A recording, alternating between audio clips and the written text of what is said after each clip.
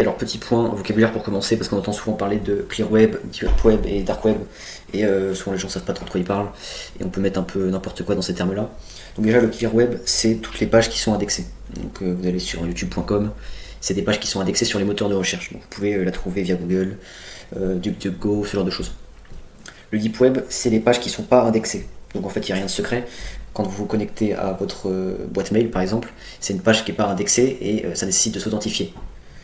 Il y a aussi des pages internet qui ne sont pas indexées sur les moteurs de recherche pour tout un tas de raisons. Peut-être déjà parce qu'elles n'ont pas vocation à être ouvertes au public, elles sont en développement, ce genre de choses. Donc c'est vrai que la majorité du web, en fait, c'est du type web, c'est-à-dire que on la trouve pas en une recherche sur Google. Il faudrait, pour entrer en communication avec, directement connaître son IP et son nom de domaine. Pour ce qui s'agit du dark web, là c'est un petit peu le mot le plus compliqué à expliquer, puisque c'est vraiment un mot valise. On le verra au cours de cette série de vidéos sur Tor. On peut considérer que c'est l'ensemble des pages qui sont accessibles via des protocoles de communication un peu différents que le web classique. L'un de ces protocoles qu'on va voir dans cette vidéo, c'est Tor. Alors Tor, on en entend beaucoup parler, c'est quelque chose qui permettrait un anonymat sur internet, qui permettrait de communiquer avec des sites super secrets. Sur cette vidéo, on va surtout s'intéresser au fonctionnement du protocole. Sachant que il y aura 2 vidéos, parce que c'est quelque chose d'assez complexe, vous allez vous en rendre compte. Donc, lors d'une communication normale, on a un client qui va rentrer en communication avec un serveur. Ici, le serveur, par exemple, il héberge un site, website.com. Et donc, dans ce cas normal, le client connaît l'IP du serveur, le serveur connaît l'IP du client. Tout ça, ça passe en HTTPS et ils peuvent faire leur vie tranquillement ensemble, ils sont contents. Ce qu'on connaît aussi également, c'est les VPN. Donc, en fait, qui sont des proxys. Donc, dans une communication via VPN, vous allez vous connecter à un proxy. Donc en fait c'est un serveur concrètement, et ce serveur là en fait va simplement envoyer vos requêtes au site internet, et etc. En fait tout passe par le serveur VPN. Donc dans ce cas précis, le site ne connaît pas l'IP du client, mais connaît l'IP en fait du serveur VPN. On va voir que Tor quand même propose une couche de sécurité un petit peu au-dessus que cette solution. Voilà globalement le schéma qui résume le fonctionnement de Tor. Au lieu de passer par un seul proxy, entre guillemets, on va passer par 3 serveurs qu'on va appeler des nœuds. Il y a le premier nœud qu'on appelle l'entry, celui du milieu, le middle, et le nœud de sortie, l'exit. Ça va permettre de vraiment faire en sorte qu'il y ait plusieurs étapes pour arriver au serveur final. Sachant que le nœud d'entrée est le seul à connaître l'IP du client, et que le nœud de sortie doit être le seul à connaître l'IP et le nom de domaine qui est contacté par le client. Donc ça, comment c'est possible? C'est possible grâce à ce qu'on appelle un chiffrement en couches. En fait, c'est pour ça qu'on parle d'oignon quand on parle de Tor, c'est parce que c'est un chiffrement sur plusieurs couches. Donc ce que va faire le client, c'est qu'il va donner une clé à chacun des 3 nœuds. Donc une clé, ici on va dire qu'elle est jaune, une clé jaune pour l'entrée, une clé bleue pour le middle et une clé violette pour l'exit. Donc il va donner une clé à chacun des serveurs. On expliquera plus tard comment ça se fait la distribution des clés. Et il va envoyer un payload. Le payload, donc il va en fait le chiffrer en couches. Donc d'abord la couche il va chiffrer avec la clé violette, puis la clé bleue, puis la clé jaune, et en fait le payload il sera à chaque fois dans une couche en plus de chiffrement. Donc ce qui va se passer, c'est que le client il envoie ce payload là, donc qui est chiffré sur 3 couches. Le premier nœud d'entrée, il a la première clé, donc il va pouvoir déchiffrer la première couche en jaune ici.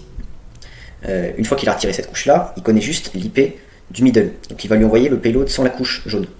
Le middle, il a la clé bleue, donc il peut retirer la couche de chiffrement et envoyer le payload au serveur exit.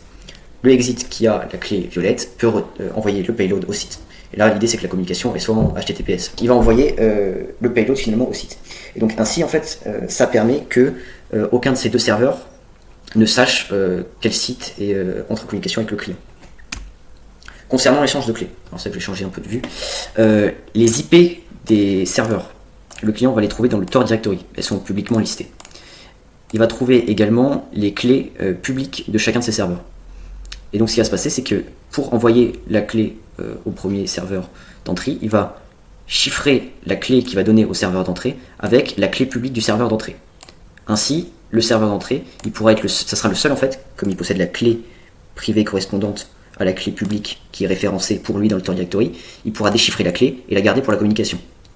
Donc ce qui va se passer, c'est qu'ensuite, il va pouvoir chiffrer avec la clé publique du middle la clé qu'il veut lui donner. Comme ça permet que l'entrée ne sache pas quelle est la clé bleue. Parce que s'il le sait, en fait, ça casse tout le système. Donc il va juste récupérer la clé qui pourra pas, en fait, c'est une clé qui sera pas vraiment utilisable. il va l'envoyer au middle. Le middle, il a la clé privée correspondant à la clé publique qui est listée dans le Tor directory, et donc il pourra l'utiliser. Et etc. également pour la clé violette.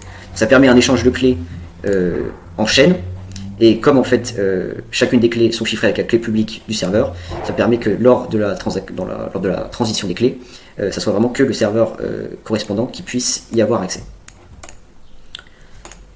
Ça, il y a une problématique, c'est que entre le client et le premier nœud d'entrée, il y a un FAI. Donc le FAI, c'est le fournisseur d'accès à Internet. Et ce fournisseur-là d'accès à Internet, il y a certains pays où Tor est illégal, pour des raisons diverses et variées. Et ce fournisseur d'accès à Internet sait que le client utilise le réseau Tor, parce que les nœuds sont publics, donc on peut potentiellement savoir. C'est pour ça qu'ont été créés les bridges. Les bridges qui sont en fait des nœuds avant le nœud d'entrée, qui sont des nœuds du réseau Tor non répertoriés officiellement, donc qui sont créés par des activistes par exemple, ou par des organisations internationales, et qui donc en fait vont relayer le trafic vers le réseau Tor, sans que le FAI ici soit au courant que ce serveur-là, c'est quelque chose qui va envoyer du trafic vers Tor. À savoir que les paquets qui traversent ce réseau-là sont toujours de 512 octets, pour éviter en fait des analyses de trafic. Parce que par exemple, si vous envoyez des patterns spécifiques avec un nombre d'octets, on pourrait deviner entre guillemets ce que vous envoyez. Donc ce qu'il va faire, c'est que quand c'est trop gros, il va découper en plusieurs paquets de 512 octets, et quand c'est trop petit, le protocole va rajouter du padding, donc c'est-à-dire des données qui servent à rien, juste pour faire en sorte que ça arrive à 512 octets. Il y a quand même une attaque qui reste possible, et que certaines organisations étatiques essayent de mettre en place, et c'est déjà arrivé. En fait, en théorie, l'une des possibilités, ça serait si vous contrôlez beaucoup de nœuds d'entrée et beaucoup de nœuds de sortie, vous pouvez voir des sortes de patterns pour identifier quel IP du client se communique avec quel site. Parce qu'en fait, si vous avez par exemple ce client-là qui envoie une courbe bien précise à plein de nœuds d'entrée, en fait, vous pouvez, si vous avez en sortie la même courbe exactement, commencer à penser que ce client-là, eh bien, en fait, vous pouvez rattacher son adresse publique au serveur juste ici. Donc ça, ça paraît tiré par les cheveux, mais là on est dans l'absolu des théories sur le protocole Tor. Alors maintenant, concernant une partie un peu plus mise en pratique, si on veut s'amuser à mettre en place des relais Tor simplement par curiosité, il y a une documentation qui est très bien faite, sachant que l'idée c'est, si vous voulez juste voir comment ça fonctionne un petit peu de l'installer. L'idée c'est de lancer un middle node, parce que si vous lancez un exit node, c'est plus compliqué légalement, et la plupart des fournisseurs de VPS comme AWS ou Amazon, puisque AWS c'est Amazon, donc AWS ou Google, et interdisent de lancer des exit nodes, puisque c'est en fait l'IP donc du exit node qui va être en contact avec les sites que les clients du réseau Tor vont aller visiter. Donc légalement vous pouvez être tenu responsable. Donc si vous voulez participer au projet Tor ou alors tout simplement vous êtes curieux de voir comment ça se passe d'avoir un nœud Tor qui fonctionne sur un petit serveur, l'idée c'est d'aller sur un middle node. Sur Debian, ce qui est important, ça va être de faire en sorte qu'il y ait un système qui soit toujours à jour. Bon là j'ai lancé une VM juste pour la vidéo, mais l'idée c'est qu'il faut vraiment que votre système soit toujours à jour pour des raisons de sécurité. L'installation est très simple, globalement la documentation fait une page, donc vous mettez à jour, vous installez Tor. Vous avez un petit peu de configuration à faire dans etc Tor, mais c'est vraiment quelques lignes, donc vous mettez le nickname, ça va tout simplement être le nom du nœud, l'adresse email à laquelle on peut vous contacter, vous n'êtes pas obligé d'en mettre, mais ça permettra en fait qu'il soit plus mis en avant sur le réseau, qu'il soit trust plus rapidement par le protocole, par le réseau. Le OR port, c'est le port que va utiliser Tor, donc par défaut c'est 8001. Le exit relais, vous mettez 0 ou alors vous mettez rien, parce que justement on ne veut pas que ça soit un nœud exit. Et le sock port, en fait ça c'est juste un paramètre pour que les utilisateurs locaux ne puissent pas utiliser ce nœud. Donc globalement vous mettez 0 et ça va bien se passer. Ensuite vous le relancez. Alors c'est important de ne pas mettre restart Tor et de vraiment mettre restart Tor @default.